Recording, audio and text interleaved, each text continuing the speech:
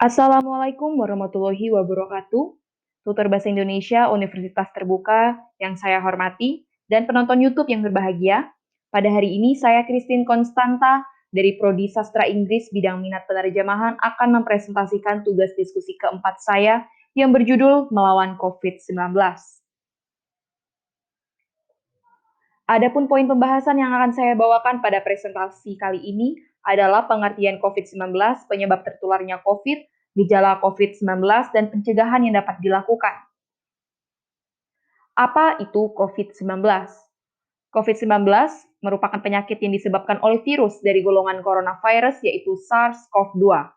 Virus corona ini menyerang sistem pernapasan pada manusia.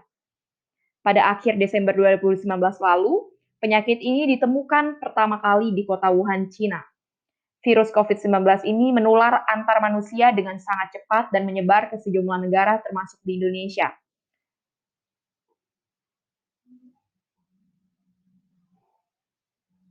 Berdasarkan data worlddomatters.info per 21 Oktober 2021, total kasus COVID-19 di dunia terdapat 242.763.748 kasus, di mana dengan total kasus yang meninggal adalah 4.936.846 kasus. Dan total sembuh 50 kali lipat dari total meninggal dunia, yaitu 220.041.144 kasus. Adapun penyebab seseorang bisa tertular COVID-19 dapat melalui berbagai cara, yaitu pertama melalui droplet, yaitu cairan atau cipratan liur yang dikeluarkan seseorang dari hidung atau mulut saat bersin, batuk, bahkan berbicara. Droplet juga bisa dihasilkan melalui prosedur medis dan menghasilkan aerosol. Misalkan tidak sengaja menghirup percikan ludah yang keluar pada saat penderita COVID-19 batuk atau bersin. Yang kedua, melalui kontak fisik. Misalkan kontak jarak dekat dengan penderita COVID-19, dengan bersentuhan atau berjabat tangan. Dan yang terakhir, melalui permukaan yang terkontaminasi. Penularan virus COVID-19 ini bisa terjadi saat seseorang menyentuh barang yang mungkin saja sudah terkontaminasi oleh droplet orang lain. Lalu, virus tersebut berpindah ke hidung, mulut, atau mata dari sentuhan barang yang terkontaminasi tadi. Adapun gejala-gejala dari virus COVID-19 ini, yang pertama secara umum ada 3 gejala yaitu demam dengan suhu tubuh di atas 38 derajat Celcius, batuk kering, dan sesak nafas. Lalu tetapi bisa juga muncul gejala lain yaitu mudah lelah, nyeri otot, nyeri dada, sakit tenggorokan, sakit kepala, mual atau muntah, dan diare. Nah, rata-rata gejala akan muncul 5-6 hari setelah seseorang pertama kali terinfeksi virus ini. Tetapi bisa juga sampai 14 hari setelah terinfeksi. Segera carilah bantuan medis jika saudara mengalami gejala serius ini.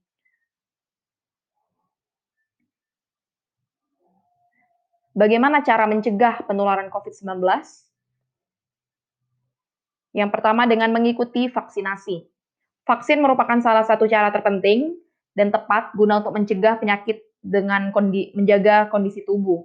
Vaksin membantu menciptakan kekebalan tubuh untuk melindungi kita semua dari infeksi tanpa mengakibatkan efek samping yang membahayakan.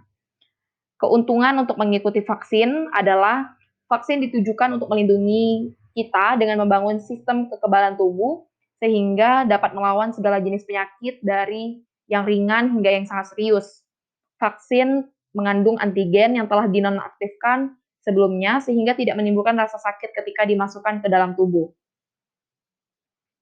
Yang kedua, menaati protokol kesehatan. Mencuci tangan, untuk hasil yang maksimal, kita disarankan untuk mencuci tangan setidaknya 20 detik dalam beberapa kali sehari, terutama saat sebelum masak, sebelum makan, setelah menggunakan kamar mandi, setelah menutup hidung saat batuk atau bersin. Hal itu untuk membunuh virus ataupun kuman-kuman lainnya.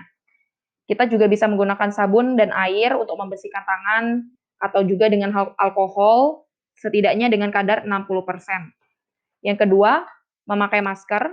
Organisasi Kesehatan Dunia mengatakan bahwa penggunaan masker hanya direkomendasikan untuk orang sakit bukan orang sehat, namun virus corona jenis SARS-CoV-2 yang merajalela hingga saat ini membuat protokol kesehatan bisa berubah-ubah seiring bergulirnya waktu. Yang ketiga, menjaga jarak. Menjaga jarak minimal 1 meter dengan orang lain untuk menghindari terkena droplets dari orang yang bicara, batuk, atau bersin, serta menghindari kerumunan, keramaian, dan berdesakan. Bisa juga dilakukan rekayasa administrasi dengan jumlah orang, pengaturan jadwal, dan sebagainya. Yang keempat, menjauhi kerumunan. Dan yang terakhir, mengurangi mobilitas. Yang ketiga, kita bisa membiasakan hidup bersih dan sehat. Dengan pola makan dan tidur yang teratur, memberi vitamin pada tubuh, misalnya dengan makanan sayur dan buah, serta berjemur pada pagi hari, olahraga yang rutin, rajin membersihkan rumah, dan yang terakhir rutin menyemprotkan rumah dengan menggunakan disinfektan. Sekian presentasi yang saya sampaikan, semoga dapat bermanfaat bagi kita semua. Mohon maaf apabila ada kata-kata yang kurang berkenan. Wabillahi taufik wal hidayah. Wassalamualaikum warahmatullahi wabarakatuh.